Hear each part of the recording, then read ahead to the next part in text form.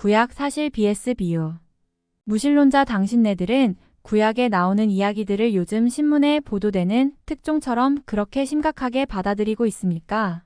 욥이라는 사람이 당한 엄청난 고통이라든가 요나라고 한 사람이 고레 뱃속에서 사흘간 있었다든가 같은 일종의 전설이나 신화 같은 이야기나 천지창조 아담과 이브의 탄생 같은 황당한 이야기라든가 선교사 당연히 있는 그대로 받아들여야겠지요.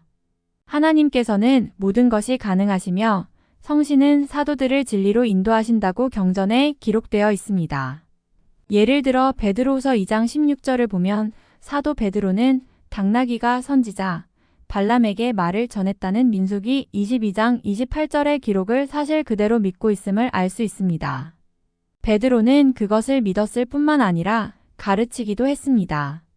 그리스도께서 요나가 경험한 큰 물고기 이야기를 믿었다는 기록과 요나 1장 17절 마태복음 12장 40절 예수 그리스도의 복음을 배운 바울이 디모데전서 2장 13에서 15절을 기록한 내용으로 보아 아담과 이브에 관한 이야기를 믿었음을 알 수 있습니다.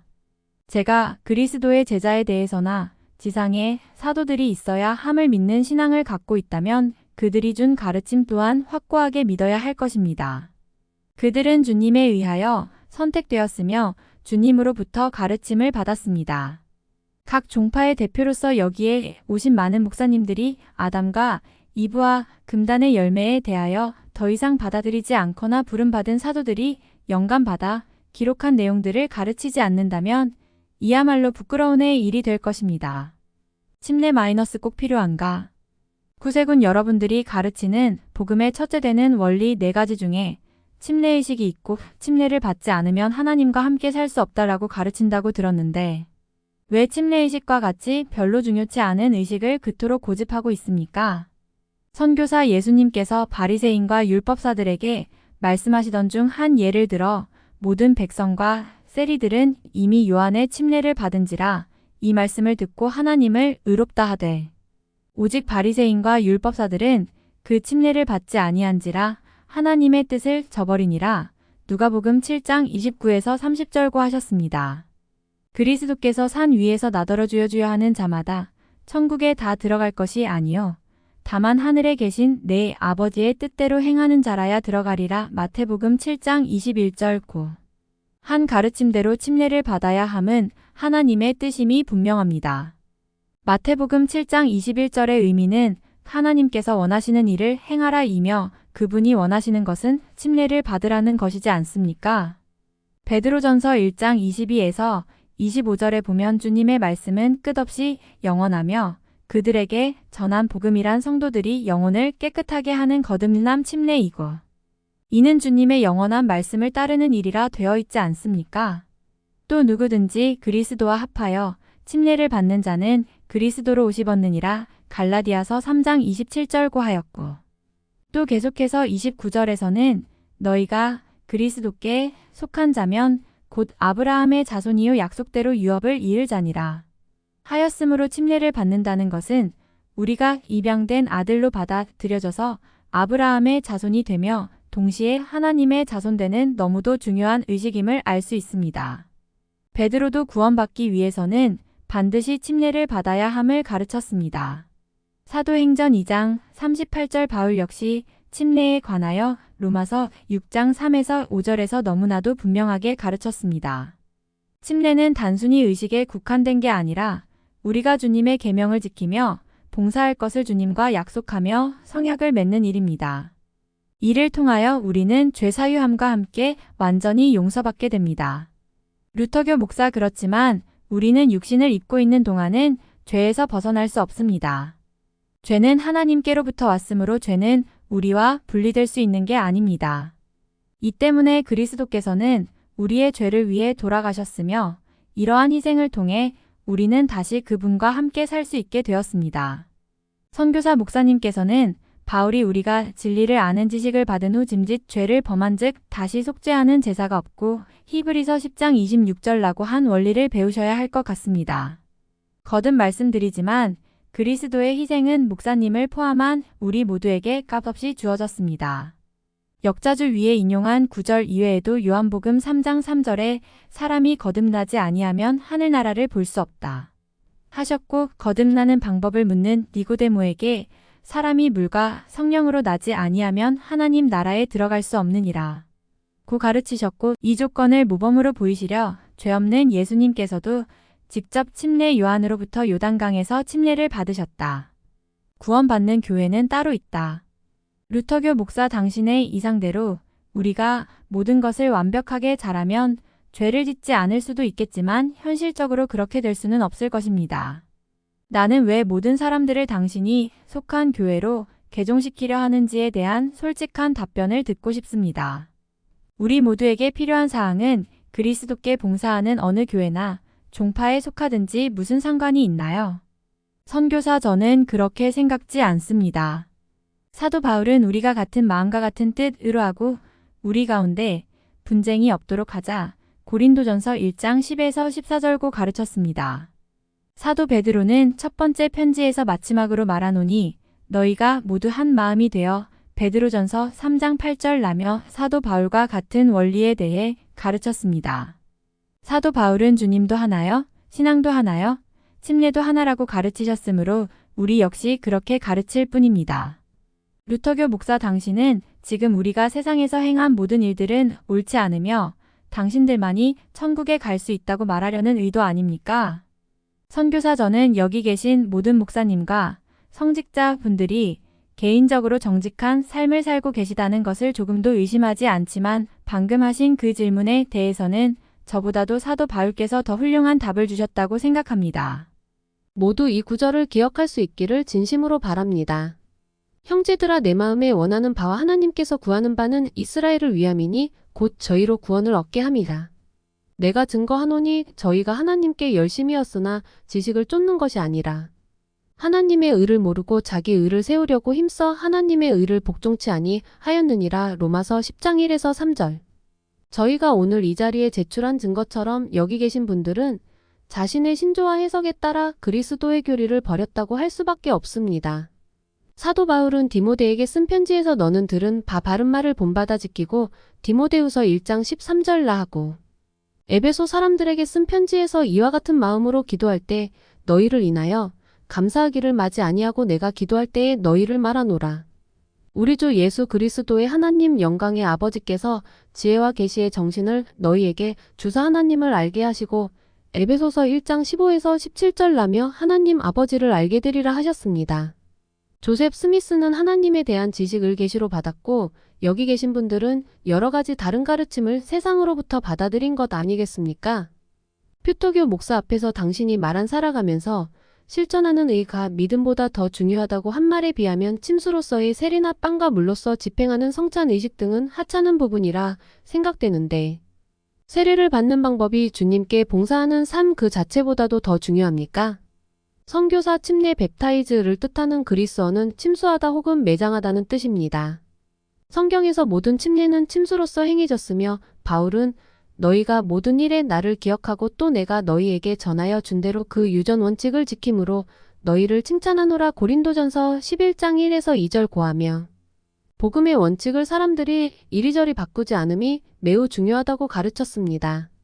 다시 말해 에드 3세기경의 카르타고의 감독에 의해 침수로서 침례하지 않고 보다 간편하고 새로운 방식인 물을 몇 방울 뿌리는 세례와 같은 형식이 시도되는 사태를 사도 바울은 원하지 않았음을 알아야 한다는 말입니다. 역자주 어느 교파에 속하든 예수 그리스도만 믿으면 구원받을 수 있다는 것은 우리로서는 매우 반기고 싶은 가르침이다. 그러나 행함이 구원의 평가 기준이 된다면 예수님께서 원하는 행동을 더 많이 하는 교파에 속해야 할 것이다. 행위로 구원받는다고 배우면 행위에 더 주의할 것이고 결혼이 영원하다고 배우면 결혼 생활을 더 잘 영위하기 위해 최선을 다할 것이다. 지식은 생각을, 생각은 행동을, 행동은 습관을 낳고 습관은 보상의 기초라는 점을 기억한다면 올바른 행위를 가르치는 교회의 신도들이 더 훌륭한 행함을 실천하게 될 것이다. 몰몬경의 세 목격자의 배도. 감리교회 당신들 교회가 그렇게 참되다면 신도가 그렇게 적은 이유는 무엇입니까? 선교사, 왜냐하면 그리스도께서 생명으로 인도하는 문은 좁고 착하여 찾는 이가 적음이니라. 마태복음 7장 14절고 하셨기 때문입니다. 그렇지만 이 교회는 오늘날 세상에서 가장 빠르게 성장하고 있습니다. 역자주 로드니 스타크. 저 세계의 종교에서 예수 그리스도 후기 성도 교회는 2080년경 신도수 2억 이상으로 세계 5대 종교로 성장할 것으로 예측됨. 감리교회 조셉 스미스에 대해 몇 가지 질문하겠습니다. 만약 조셉이 선지자였다면 아내와 아들들은 왜 그 교회를 떠나서 미주리주에 본부를 둔 복음 몰몬교회에 입교하였습니까? 또한 당신의 교회가 참되다면 초기 3명의 증인은 왜 그 교회를 떠나서 조셉 스미스를 비난하였으며 8명의 증인들 대부분도 그러한 전철을 밟았을까요? 진정한 하나님의 교회라면 오직 사랑과 화합만이 있어야 하지 않을까요? 아니, 최소한 가족들만은 그 교회에 머물러 있어야 하지 않았겠습니까? 선교사 목사님의 질문에 놀라지 않을 수 없습니다. 그리스도께서 내가 세상에 화평을 주러 온 줄로 아느냐? 내가 너희에게 이르노니 아니라 도리어 분쟁케 하려 함이로라. 이후부터 한 집에 5사람이 있어 분쟁하되 셋이 둘과 둘이 셋과 하리니 아비가 아들과 아들이 아비와 어미가 딸과 딸이 어미와 시어머니가 며느리와 며느리가 시어머니와 분쟁하려 함이니 마태복음 10장 34에서 35절는 말씀을 잊으셨단 말입니까? 이 말씀은 조셉 스미스의 가정에서 완전히 성취되었습니다. 복음으로 인해 가정이 나뉜다는 이 말씀은 선지자의 가정일지라도 예외가 없는 진리의 말씀이었습니다.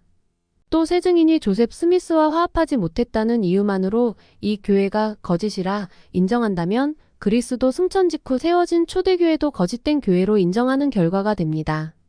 바울과 바나바는 서로 심하게 다투어 피차 갈라서니 바나바는 마가를 데리고 배 타고 구브르로 가고 바울은 실라를 택하여 떠났더라. 사도행전 15장 37에서 41절 고 기록된 곳도 있고 또 바울은 베드로가 안디옥에 이르렀을 때에 책망할 일이 있기로 내가 저를 면책하였노라. 갈라디아서 2장 11절 고 기록된 곳도 있습니다. 영국 성공의 몰몬경의 세 목격자 중에 한 사람이라는 데이비드 휘트머가 쓴 그리스도 안에 있는 모든 신앙인들에게 드리는 글이라는 소책자를 증거물로 제출하겠습니다. 그는 이 글을 통해 후기 성도 교회를 매우 조롱하고 있으며 그 지도인들을 경멸하고 있는 듯이 보입니다. 이 소책자에 기록된 마지막 문장의 첫 번째 단어는 오어리석은 후기 성도들이여로 되어 있고 그리스도에게로 돌아오라는 내용이 그들을 위한 마지막 기원으로 되어 있습니다. 데이비드 휘트머가 여러분의 교회를 부인하고 반대하는 글을 썼다는 사실을 알고 있는지 묻고 싶습니다. 선교사 물론입니다. 그렇지만 그는 결코 이 교회나 이 교회의 복음 자체를 부인하지는 않았습니다. 만약 그렇게 주장한다면 그것은 모략에 불과합니다. 그가 불만을 갖고 교회를 떠났던 것은 사실입니다만 오늘 우리가 여기 나온 목적은 어떤 사람이 이 교회에 가진 느낌을 찾아내는 것이 아니라 그 사람이 몰몬경이 거짓이라고 말했다거나 금판에 대해 거짓 증언을 하였다는 증거를 제출하고 그러한 증거가 올바른지 아닌지 알아보려는 것이지 않습니까? 저는 제시하신 소책자에 대하여 들어본 적이 있지만 그 내용에 대하여는 조금도 거리낄 바가 없다는 점을 말씀드립니다. 데이비드 휘트머 씨가 가진 신앙이 어떠하였는지는 그가 인터뷰한 뉴욕타임즈와 런던타임즈의 기사를 읽어보시면 알 수 있을 것입니다. 여기 신문을 증거로 제출하겠습니다. 여기서 그는 말하기를 저는 이제 인생의 황혼길과 하나님의 면전에 서서 모든 사람들을 위해 저의 생각을 한 번쯤 밝힐 수 있기를 원했습니다. 저는 저의 간증 중 어떤 부분에 대해서도 한 번도 부인한 적이 없었으며 항상 그러한 간증을 품고 살고 있었습니다. 저의 이러한 생각이 발표됨으로써 모든 진리가 다시 한번 확고하게 되기를 바랍니다. 그것은 잘못된 생각이 결코 아니었습니다. 그리스도의 영에 감동된 저의 신앙 동기가 정직하다는 것에 대해 하나님께서 심판자가 되심을 말씀드립니다. 휘트머 씨가 살았던 도시의 대부분 시민들은 그가 매우 성실한 사람이었음을 보여주는 증거를 많이 갖고 있습니다. 그러므로 휘트머 씨가 몰몬경이 참되다고 한 간증은 이 세상의 모든 사람들에게 보여주는 증거로 아직도 유효합니다. 역자주 몰몬경의 목격자가 교회를 떠났는가 남아있는가 보다는 그들이 자신의 간증을 부인했는가 그렇지 않았는가가 이 교회의 진리를 가름하는데 더 중요하다. 몰몬경 금판을 본 3명 그리고 8명의 증인들 중에 교회를 떠난 사람들일지라도 한 사람도 자신의 간증을 부인하지는 않았다. 헌금. 감리교회 여러분의 교회에서는 11조와 금식헌금, 금식일 등을 지키고 있다고 알고 있습니다. 그리고 여러분 교회의 사역자들이 모두 다 사도로 인정되는 것은 아니라고 알고 있습니다. 초대 교회에서도 이러했는지 증거를 보여주실 수 있습니까? 선교사 물론입니다. 확실하게 보여드릴 수 있습니다.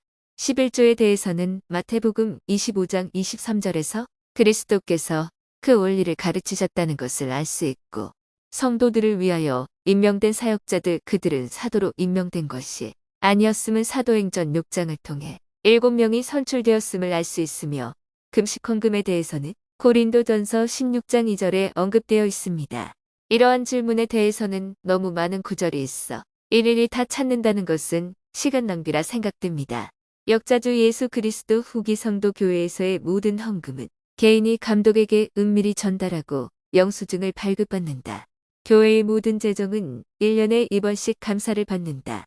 11조는 관리본부로 보내져 교회의 건물 건축과 관리, 교육기관의 운영, 교회 출판물의 번역과 출판, 성전의 건립과 운영 등에 사용된다. 침례교회 질문 하나 할까요? 몰몬교에서는 신권 프리스트후드를 매우 중요시한다고 알고 있는데, 교회 신자가 되려 할 때 신권을 받고 침례를 받습니까? 침례를 받고 신권을 받습니까? 신약시대 사도들이 그리스도를 따를 때 침례부터 받았다는 구절을 찾아주시기 바랍니다. 요한복음 4장 2절에는 그리스도께서 직접 침례를 베푼 적이 없다고 되어 있는데, 그러면 누가 그들에게 침례를 주었는지 성경에서 찾아주시기 바랍니다. 또 한 가지 신자들이 침례를 받지 않고 신권을 받을 수 있다는 구절도 함께 찾아주시기를 부탁드립니다. 선교사 매우 드문 경우이긴 하지만 침례보다 신권을 먼저 받을 수도 있는 것으로 이해하고 있습니다. 조셉 스미스는 침례 요한으로부터 신권을 먼저 받고 올리버 카우드리에게 침례를 베풀었는데, 이는 순서가 바뀐다고 해도 결과는 마찬가지입니다.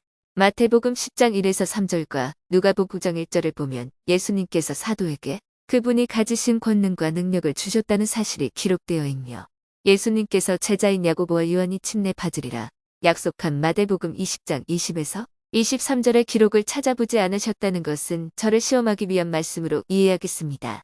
만약 그게 아니라면 침례자 요한의 침례를 받는 것도 하나님의 뜻이거나 결정이라는 것, 누가복음 7장 29에서 30절을 여기서 잠시 잊으셨기 때문이라 이해하겠습니다.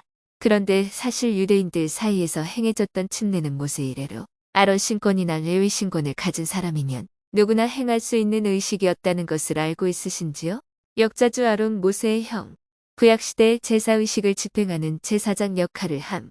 레위 이스라엘 12지파 중 타 지파와는 달리 아론을 도와 제사의식을 집행하도록 선택된 지파로서 예수님 시대 성전의식을 집행하는 역할을 함. 역자주 예수 그리스도는 신권을 가진 침례 요한으로부터 침례를 받았다. 복음의 회복 과정에서 신권을 가진 사람이 없으므로 침례를 받지 않은 상태에서 신권을 받은 후 침례를 받는 일은 주님께서 정해주신 일이었으며, 권능을 먼저 받은 일은 성경에도 여러 차례 있었던 일이다.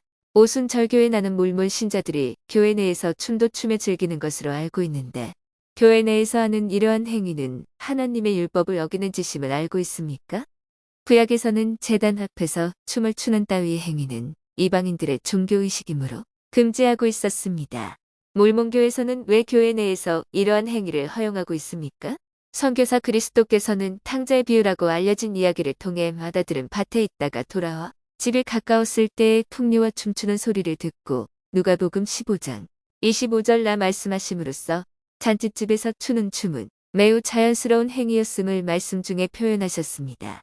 민속춤 등은 건전한 상황 아래에서 허용될 수 있는 매우 유익한 활동이라고 생각합니다.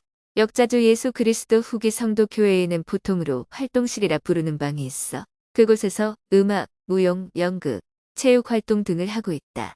교회 건물이 작은 경우에는 예배실의 뒤쪽에 무대를 설치하고 앞에 연단 쪽에 설치된 휘장을 닫고서 평일에는 예배실을 활동실로 활용하기도 한다. 교회 회원들의 건전한 활동은 하나님 보시기에 좋은 것이며 경건을 깨뜨리는 행동으로 보이지는 않을 것으로 믿는다. 오순절교의 경전에는 율법과 선지자는 요한의 때까지요. 그 후부터는 하나님 나라의 복음이 전파되어 사람마다 그리로 침입하느니라 누가복음 16장 16절고 기록되어 있습니다. 마태복음 21장 37절을 보면 농부의 비유를 통해 예수님께서는 자신이 그 아들임을 비유로 밝히시며 후에 자기 아들을 보내며 가로되 저희가 내 아들은 공경하리라 하였더니 농부들이 그 아들을 보고 서로 말하되 이는 상속자니자 죽이고 그의 유업을 차지하자 하고 이에 잡아 포도원 밖에 내어 쫓아 죽였느니라. 고하며 자신에게 주어진 사명을 분명히 밝히셨습니다. 따라서 요한은 유대인들에게 보내어진 마지막 선지자였으며 예수 그리스도는 하나님 아버지께서 이 세상에 보낸 마지막 메신저임이 분명합니다. 이 구절에 대해 어떻게 생각합니까? 아직도 몰몬 선지자가 필요하다고 생각합니까? 선교사 그러한 주장은 경전의 기본 원리에서 매우 벗어난 해석이라고 생각됩니다.